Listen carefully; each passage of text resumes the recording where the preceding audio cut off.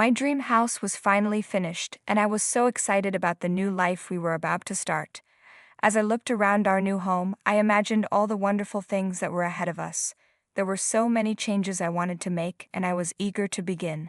Just then, my in-laws showed up unexpectedly. "You're such an unreasonable daughter-in-law," they said.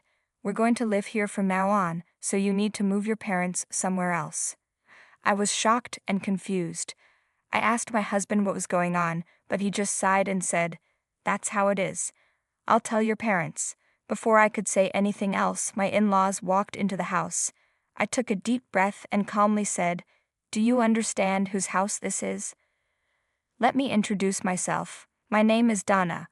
I'm 35 years old, and I work for a company. I've been married to James for 5 years, and we have a 4-year-old son named Adam. Adam acts very mature for his age because he's been raised around adults.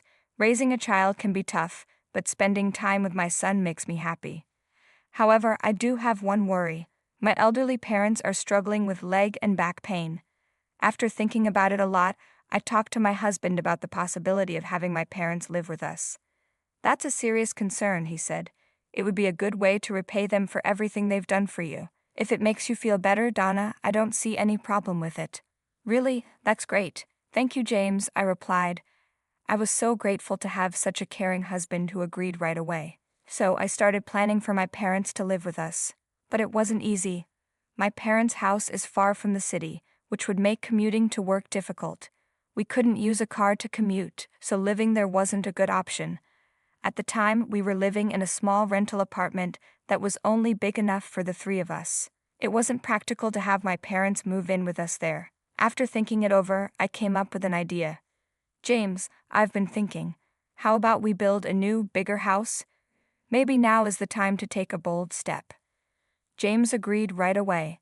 "That's a great idea. Let's build a comfortable house and live there together." With his approval, we started planning for the new house. First, we talked to my parents.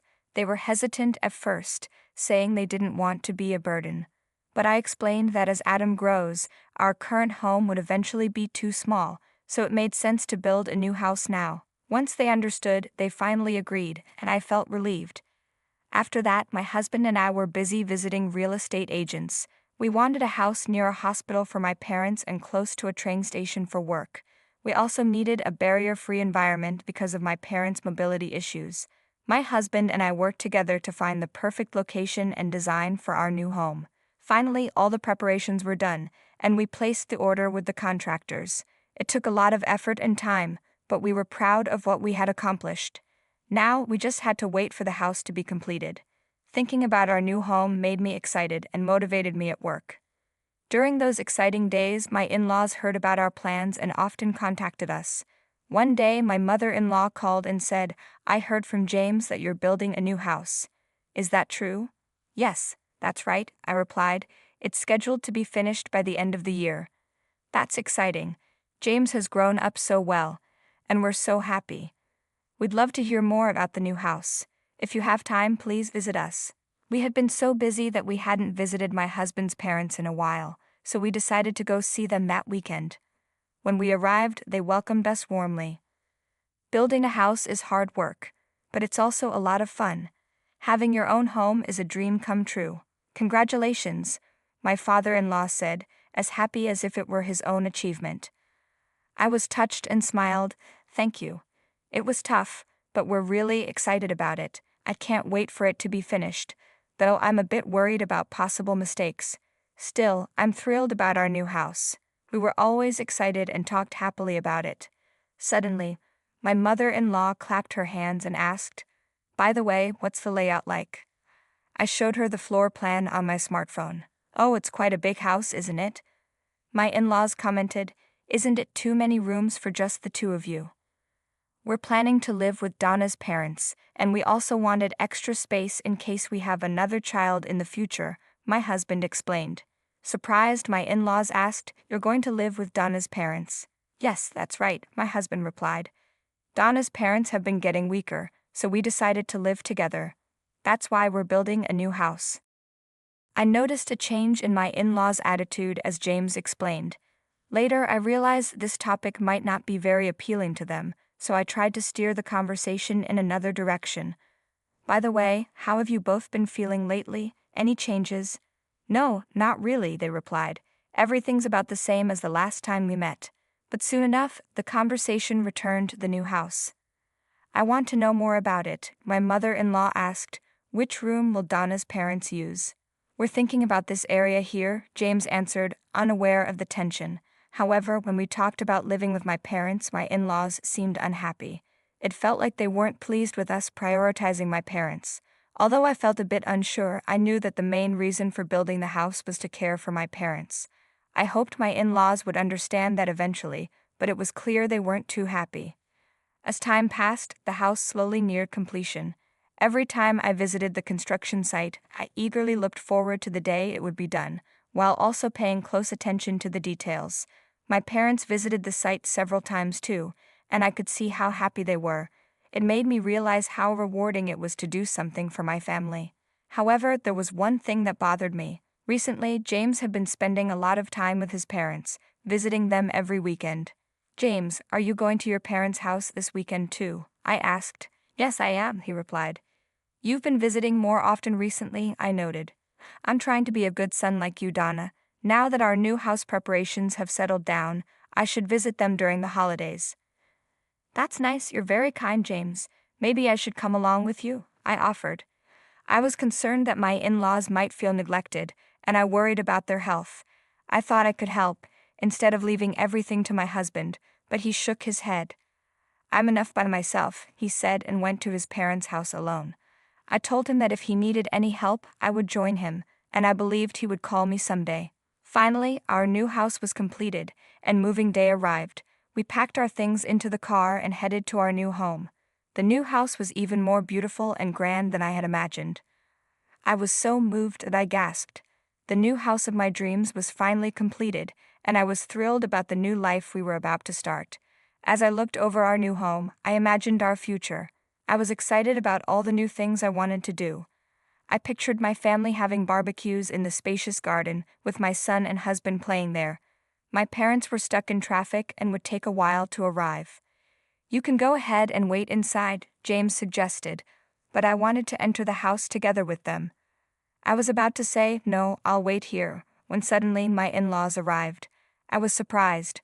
Why were they visiting? They got out of the car with big smiles. This house is really magnificent, they said. It's something to be proud of. That's right. We planned it together with Donna, my husband replied cheerfully. Donna has great taste, they added, and I thanked them. Then they started unloading heavy bags from their car. Surprised, I asked, "What are these bags for? What are you doing?" My in-laws gave a shocking reply. Of course, we're bringing these bags into the new house. What? I was stunned. My mother-in-law sighed and said, "What an unreasonable daughter-in-law. We're going to live here from now on, so move your parents somewhere else." I was in shock. What are you saying? I asked, but my mother-in-law just shook her head and crossed her arms. A daughter-in-law should respect her husband's family. It's only natural for us to live in this new house. Now hurry up and contact your parents. We need to put our luggage down, she demanded. Struggling to understand, I looked at my husband for help, but he just sighed and said, "That's the reality. I'll tell your parents." Wait a minute. What are you talking about? We built this house to live with my parents. Please don't be so selfish, I protested. My husband sighed again. You still don't understand. You should just serve me. Your parents will manage somewhere else. I clenched my fists in anger. My husband had clearly been influenced by his parents. Maybe his true nature was only now becoming apparent. Stop standing there and help with the bags, his parents ordered, confidently entering the house, even though I, the owner, hadn't stepped inside yet. Their behavior infuriated me. This place is wonderful. The decorations are beautiful and luxurious, my in-laws said as they inspected every corner of the house with joy. My anger reached its peak. I coldly asked, "Do you understand whose house this is?" In a good mood, my in-laws turned to face me. Whose house? It's James's house, of course. You think it's shared property between husband and wife? How audacious of you to claim this house for yourself when you're being taken care of by James. Both my father-in-law and mother-in-law criticized me harshly, not giving me a chance to speak. It became clear that they didn't know about our financial situation. It seemed James hadn't explained anything to them. It's unnatural for a house built by James to be shared with his wife. Such a presumptuous daughter-in-law is rare. I pity James for having a wife and in-laws like this that continued to criticize me based on their misunderstanding. Finally, I reached my limit. I stared at my husband and his parents. I understand your point, but if you all really intend to live here, then James will need to reimburse me for my investment in this house. At that, my in-laws tilted their heads in confusion. How much money did you actually contribute? The amount you're talking about must be trivial. Why make such a big deal out of it? They said, laughing. I glanced at my husband, who remained silent, his mouth firmly shut. Filled with anger, I blurted out, "Why are you silent? It's unbelievable that you would hide something so important." Pressed, my husband fidgeted and avoided my gaze. At that moment, my mother-in-law demanded, "What are you trying to say?" My husband looked pale with fear, and I realized I couldn't expect an explanation from him. I decided to clarify myself. In fact, the funds for purchasing this house were all paid from my savings. Therefore, this house is technically mine. As I revealed this, I saw my husband's pale face. It was as if he had held his breath. I continued, "If you want to live here, you need to repay the $330,000 used to build this house immediately." My declaration shocked my in-laws, leaving them speechless. They turned to my husband, pressing him in a panic. "James, is that true? Is Donna really the owner of this house?" Faced with their questions, my husband had no choice but to admit the truth. Actually, Donna purchased this house. She is very capable and already holds a managerial position. Her salary is significantly higher than mine. "But James, you've been working at your current job for a long time, right? You graduated from a prestigious university. You should be earning a high salary," my in-laws insisted. My husband, having a high sense of pride, must have been spinning the story to suit himself. However, even he couldn't hide his disturbance under the relentless questioning from his parents. "Actually, I recently made a big mistake. I almost got fired, and my salary dropped to the level of a new graduate," he finally confessed. Shocked by this revelation, his parents were left speechless. My mother-in-law murmured softly, "I can't believe James would end up like this." My in-laws quickly ran over to me, their previous rude behavior seeming like a lie, and apologized profusely. "Donna, we are truly sorry for what we said earlier," they pleaded. "Please forgive us. Could you possibly allow us to stay here?" "What?" I looked at them sternly as they both pleaded at once. Seeing this, my husband also became desperate and pleaded, "Please, it was wrong of me not to explain. Can you forgive us and allow us to live here?" Responding with a calm voice, I said, "No matter what you say now, I cannot forgive you. This house was purchased to live with my parents. If that cannot be fulfilled, there was no point in buying it. If you insist on staying here, you must immediately pay $330,000. How can we possibly come up with such a huge sum?" my in-laws responded. "Then you must leave," I stated firmly. When I refused, my in-laws began to cry and clung to me. "Please don't say such things. We've sold our home and have nowhere else to go. Donna, please forgive us. Please allow us to live here with your parents too." Unbelievable, I thought. A household where a couple lives with both sets of parents is unheard of. No matter the reason, it's impossible. If you sold your house, you should use the proceeds to find another place to live. As I declared this, they began to cry simultaneously. My father-in-law pleaded with a trembling voice, "To tell the truth, I've recently made huge debts through investments and gambling. We've used up the proceeds from the sold house and the retirement money, and now we have absolutely nothing left.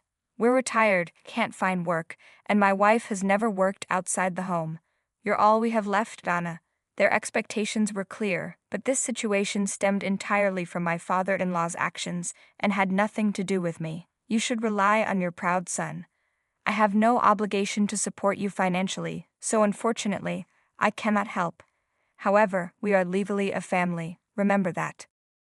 Regrettably, it is impossible to continue living with disrespectful parents and a husband who neither prevents illegal occupation of my property nor stops demanding it. Therefore, I have decided to divorce James." At my firm declaration, my husband weakly pleaded, "Wait a minute, divorce isn't something you can just decide like that. Please don't say such things, Donna. I'm sorry, but I've reached my limit. Please leave this house immediately. Faced with the possibility of divorce, my husband was clearly shaken and, along with his parents, repeatedly pleaded, but my decision was firm. I cannot tolerate them staying in our house without permission for an extended period. If you continue to stay, I will call the police. My firm declaration made my in-laws choose to leave the house hastily. Nevertheless, my husband argued, legally, I am still your husband and have a right to reside here, but I could not accept his claim. If you continue to stay here, I am prepared to take legal action and have you removed. Are you really okay with that? During this conversation, our son, who had been napping, woke up and entered the room. Then he unexpectedly said, "If it goes to court, Dad will be in a really tough situation." Hearing our son's innocent remark, my husband must have felt even more anxiety and desperation. Already at risk of being fired due to mistakes at work, the potential of getting involved in a legal battle greatly increased his chances of dismissal. Quickly grasping this harsh reality, my husband, with a pained expression, hurriedly gathered his belongings and quietly left the house. Just after that, my parents arrived for a visit. Noticing that my husband was nowhere to be seen, they were initially shocked. As I explained everything that had happened, they gradually showed warm smiles and expressed their gratitude. "You've stood up so strongly for yourself. Thank you. We're proud of you. You are a wonderful daughter," they said. Hearing their words, I felt a release from the anxiety I had been carrying for a long time and finally regained peace of mind. I had hoped that my husband would understand and accept the situation, but that was a wish unfulfilled. Perhaps escaping from a family that belittled me before things escalated further was actually a stroke of good fortune. The in-laws who had insulted me called repeatedly a week after I drove them out, but I decided not to respond to any of their attempts. According to some information, after losing their home, my in-laws are barely surviving in a poor-quality apartment. Eventually, my relationship with my husband officially ended, and the divorce was finalized. Due to his workplace failures, he was transferred to a different region and is now living a challenging new life. Meanwhile, every time I see my parents enjoying the sunshine in the spacious garden of our new home, I feel truly happy. Although things didn't turn out as planned, we are leading a peaceful and joyful life in this beautiful house. As a single mother starting a new life, I am convinced that raising my child in this stress-free environment is far better than the co-parenting I previously endured with my ex-husband. I am committed to doing everything I can until the day my son grows into a fine adult.